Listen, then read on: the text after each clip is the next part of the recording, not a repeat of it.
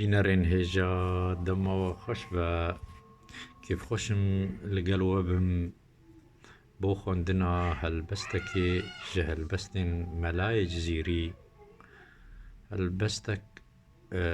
ji bernaztirîn helbestên cigerxwîn e belkî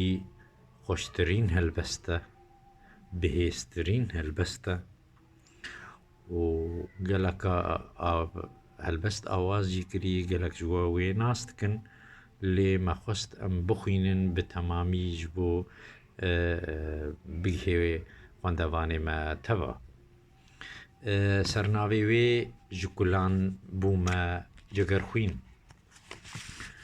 meygert were em qedehek mey bifirînin serxweşî bibin em kul û derda birevînin gazîke keçê lê bixwere sazê werînin da em li serayê bicivin ser bihejînin awaz û newaz xweş biçitin çerx û felek tev daxwe bû perî zade ji per daxwe derînin mestane bibin em ji xeyalê xwe xeber din da kul di dilê kuştiyê goran de nemînin zindî ji melew mak û mekin piştî me re ew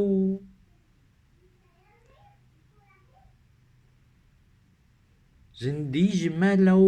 mak û mekin piştî me re ew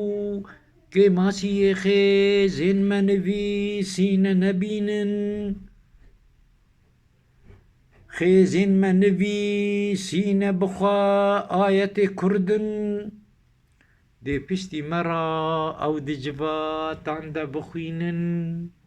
xêzên me nivîsîne bixwe ayetê Kurdin dê piştî me re ew di civatan de bixwînin dozak û mekir ew bi xwe Mûsa negihiştê Kurdên me dizanin bi xwe rê çame bibînin meygert û binê ez li dinê her wekî fîlim şûvak û me ajotîye tovê xwe biçînin meygert û binê ez li dinê her wekî fîlim şûvak û me ajotîye tovê xwe biçînin ger ez bimirim axa cebana me bixwî tev mizgîn ji welat bo me di gorê de bişînin ger ez bimirim axa cebana me bixwî tev mizgîn ji welat bo me di gorê de bişînin pirtîr û xedengin ji neyara me di dil de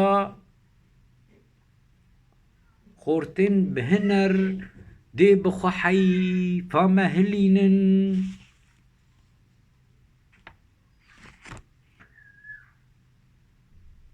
ma qey tu nizanî ji kulan bûme cigerxwîn dermanê me ye serxwebûnê bo me werîne ma qey tu nizanî ji kulan bûme cigerxwîn dermanê me ye serxwebûnê bo me werîn bînerên hêja bi vî awayî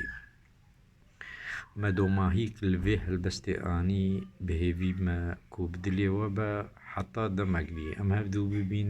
bimînin di xêr û xweşiyê û şeva we ma xweş.